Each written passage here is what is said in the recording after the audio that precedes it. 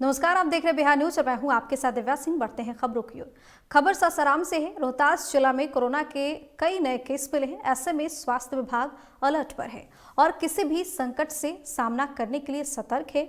इसी को लेकर सासाराम के सदर अस्पताल में 2 डेडिकेटेड कोविड वार्ड को दुरुस्त कर दिया गया है। फिलहाल 75 नए बेड तैयार कर दिए गए हैं। सबसे बड़ी बात यह है कि सभी बेडों तक ऑक्सीजन पाइपलाइन को भी पहुंचा दिया गया है ताकि संकट के समय दिक्कत नहीं हो। ये हम लोग प्रशासन के द्वारा सदर अस्पताल जो स्वास्थ्य प्रशासन है उसके द्वारा पूरी तरह से व्यवस्था कर ली गई है सर। व्यवस्था में कोई दिक्कत नहीं है। पिछले बार थोड़ी सी जो हम लोग को कमी महसूस हो रही थी, A type cylinder, B type का सिलेंडर, उसको बेड टू बेड ले जाना परेशानी होती थी सर। इस बार bed to bed direct oxygen plant से बेड टू बेड ऑक्सीजन व्यवस्था की गई है सर। और इस तरह की बेड 70 बेड है हम लोग के पास सर। और 60 बेड जो बहुत सारे लोग होते हैं कि पॉजिटिव आने के बाद जागरूक लोग होते हैं जो घर पे नहीं रहना चाहते हैं, अपने परिवार को सुरक्षा चाहते हैं, उसके लिए भी प्रशासन के द्वारा यहाँ हॉस्पिटल में आइसोलेट रहने के लिए व्यवस्था की गई है। जहाँ उनको खाना पीना जो जैसा कि पिछले बार दिया गया था, मच्छरदानी, बाल्टी, मग सब कुछ दिया जा रहा था, इस बार भी वही व्यवस्था होम आइसोलेट रहने के लिए प्रशासन सदर अस्पताल में व्यवस्था की है। क्या नाम है आपका? जी, मेरा नाम राजेश कुमार है। खबर रोहतास जिला के करगहर से है, जहां करगहर थाना क्षेत्र के खड्डारी के पास एक वैन ने बाइक को टक्कर मार दी, जिससे बाइक पर सवार 2 लोग गंभीर रूप से घायल हो गए। दोनों घायलों को इलाज के लिए सदर अस्पताल लाया गया। घायल राजकुमार सिंह गौरक्षणी मोहल्ले के और सुनील कुमार सिंह भारतीगंज मोहल्ले के निवासी बताए जा रहे हैं।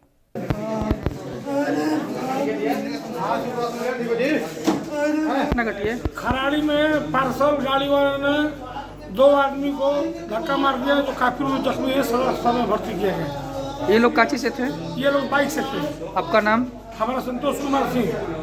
जिलाधिकारी आनंद शर्मा ने पदभार ग्रहण करने के बाद सहरसा के सदर अस्पताल का निरीक्षण किया, जहां उन्होंने सदर अस्पताल परिसर में बने ऑक्सीजन प्लांट, इमरजेंसी वार्ड, महिला सर्जिकल वार्ड, ओपीडी वार्ड समेत अन्य वार्डों का औचक निरीक्षण किया। इस दौरान स्वास्थ्य महकमे में हड़कंप मच गया।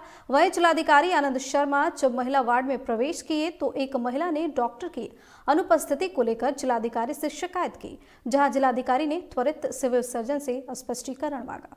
सिचुएशन देखते हुए आज प्रथम दिन चार्ज लिए तो सबसे महत्वपूर्ण चुनौती इस समय जिला के लिए कोविड की सिचुएशन है। और कोविड की सिचुएशन का जो गढ़ होगा वो यही होगा। इस अस्पताल से सेंट्रली हम लोग मॉनिटर करेंगे। चीज़ों का अध्ययन किया गया, देखा गया कहाँ पे क्या चीज़ है, उस पर जो ज़रूरी दिशा निर्देश थे वो सिविल सर्जन महोदय को, डीएस साहब को दिया गया।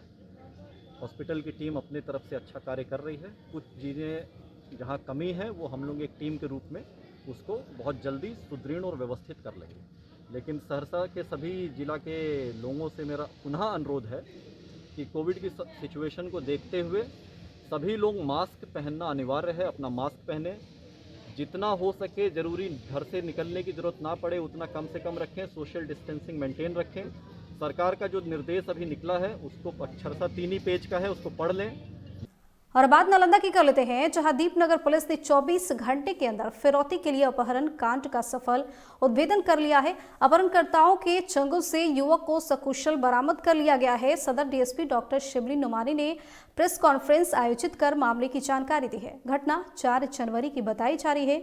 इस मामले में दीपनगर थाना क्षेत्र के जोरारपुर गांव निवासी सुमन कुमारी ने 5 जनवरी को आवेदन दिया था, जिसमें यह बताया गया कि उनके पति 4 जनवरी को अपने मोटरसाइकिल से बोलकर निकले कि सदर अस्पताल जा रहे हैं, लेकिन वह वापस नहीं लौटे।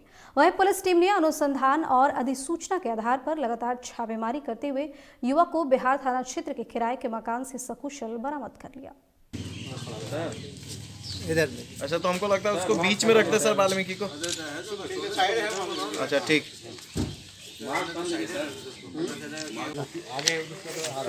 क्या कार्रवाई किया गया सर? दीपनगर थाने में एक सुमन कुमारी नामक एक महिला है, जोरारपुर की रहने वाली, उनके द्वारा एक एफआईआर दर्ज कराया गया था, जिसमें ये मेंशन किया गया था कि उनके पति वाल्मीकि कुमार उनके घर से निकले थे और वो वापस नहीं लौटे। फिर संध्या उनके मोबाइल पे रैंसम कॉल आने लगा। 15 लाख रुपए की फिरौती की मांग की जा रही थी और कहा जा रहा था कि इंतज़ाम करके रखो, नहीं तो तुम्हारे पति की हत्या कर दी जाएगी। इस घटना को पुलिस अधीक्षक महोदय के द्वारा काफ़ी गंभीरता से लिया गया। एक विशेष टीम का गठन किया गया। विशेष टीम में थाना अध्यक्ष दीपनगर बिहार, जिला सूचना इकाई के भी पुलिस पदाधिकारी शामिल थे। टेक्निकल एविडेंसेस एवं अन्य स्रोतों से जो संभावित स्थान पे लगातार छापामारी प्रारंभ की गई।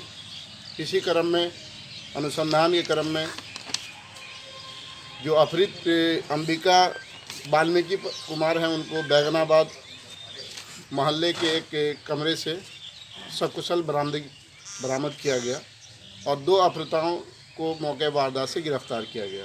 पटना के बीएमपी रोड स्थित अर्जुन मार्केट में मंटू किराना स्टोर में भीषण आग लग गई। इस अगलगी में लगभग लाखों की संपत्ति जलकर खाक हो गई। आग लगने का कारण शॉर्ट सर्किट बताया जा रहा है। वहीं दुकान के ऑनर का कहना है कि जान माल का कोई नुकसान नहीं हुआ है, लेकिन सारा सामान जलकर खाक हो गया है। हालांकि मौके पर फायर ब्रिगेड की टीम और लोगों की मदद से आग पर काबू पाया।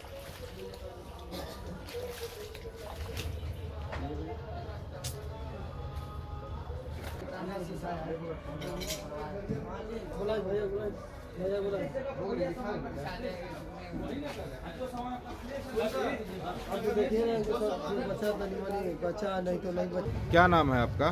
दीपक कुमार।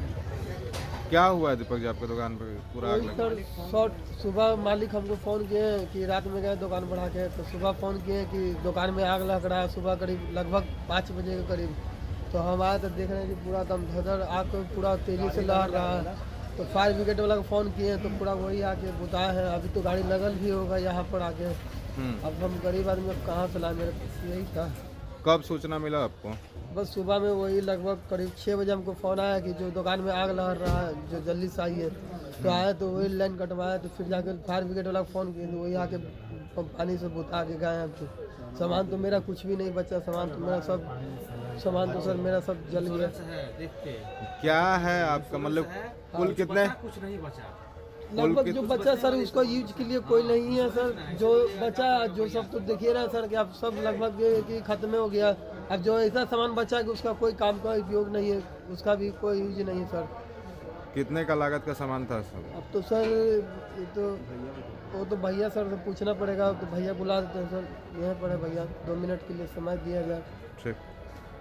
पटना के अरविंद महिला कॉलेज में छात्राओं से 1500 रुपए वसूला जा रहा था, जिसका छात्रा ने जमकर विरोध किया। जिसके बाद पाटलिपुत्रा यूनिवर्सिटी गेट पर विश्वविद्यालय प्रशासन ने छात्राओं को मिलने के लिए बुलाया और मिलने के बाद आश्वासन दिया कि जिन छात्रों से पैसा लिया गया है उसे वापस किया जाएगा और आगे इस तरह से किसी के द्वारा पैसा वसूला नहीं जाएगा। वहीं आश्वासन के बाद छात्रा अपने अपने कॉलेज लौट गई। वहीं दूसरी तरफ जेडी वुमेन्स कॉलेज के छात्राओं ने भी विरोध किया और कहा कि कॉलेज प्रशासन के द्वारा practical, ID card, library card के रूप में पैसा वसूला जा रहा है।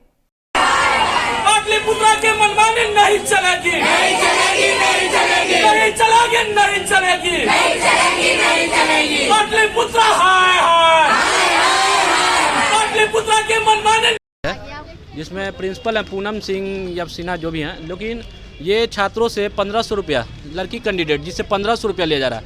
आखिर वो किस आधार पे ले रही हैं? हमने आज जितने भी छात्र आए हैं उन्होंने आज आके यहाँ आंदोलन किया और पूछा भी गया उनसे कि आप क्यों ले रही हैं। तो ये बिल्कुल भी गलत है। वो कोई नोटिस नहीं है, विश्वविद्यालय के द्वारा कोई नोटिस नहीं दिया गया है, ना महाविद्यालय के द्वारा, फिर भी वो पैसा ले रही हैं। तो अभी रूल कहता है, सरकार के द्वारा रोस्टर पास हुआ है कि महिला जो गर्ल्स कैंडिडेट है उससे नामांकन में भी पैसा नहीं लिया जाए और एक्स्ट्रा वसूल कोई खर्च नहीं लिया जाए। लेकिन उन्होंने नामांकन में भी 50 रुपया लिया है और प्रोस्पेक्टस के नाम पे जितने भी महाविद्यालय हैं, खास करके अरविंद महिला, प्रोस्पेक्टस के नाम पे करोड़ों रुपया घोटाला कर जाते हैं और प्रोस्पेक्टस के नाम पे बच्चों से भी 1500 रुपया वसूल रहे हैं। आप बताइए कि कहाँ का न्याय है? अभी रजिस्ट्रार से हमारी बात हुई है, रजिस्ट्रार साहब ने अभी पूनम कुमार से बात की और बोला कि नहीं, ये गलत है। कहीं भी सरकार इस तरह की कोई लेटर नहीं पास किया है, कोई आपने रोस्टर नहीं पास किया कि आप लड़कियों से पैसा ले सकते हैं।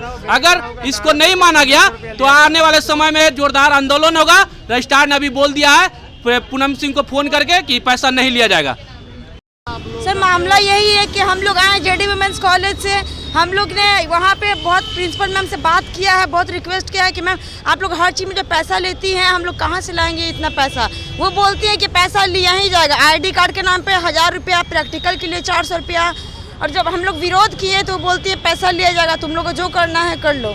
और झूठा आरोप लगा कि टीचर पे तुम लोग पत्थरबाजी की होता। आपके पास कोई प्रूफ है कि हम लोग किए? हम लोग ऐसा नहीं किए। तो बोली कि हाँ, हम लोग बोले कि मैम झूठा आरोप लगाई। तो मैम बोली हाँ लगाए, क्या कर सकती हो तुम, क्या कर सकती हो, ऐसे मैम बोली है। आज हम लोग धक्का देकर भगा दिया गया कॉलेज से, तब हम लोग यहाँ पे पाटलिपुत्र के यूनिवर्सिटी में आए आज हम लोग। बुलेटिन में फिलहाल इतना ही। बने रहिए बिहार न्यूज के साथ। नमस्कार।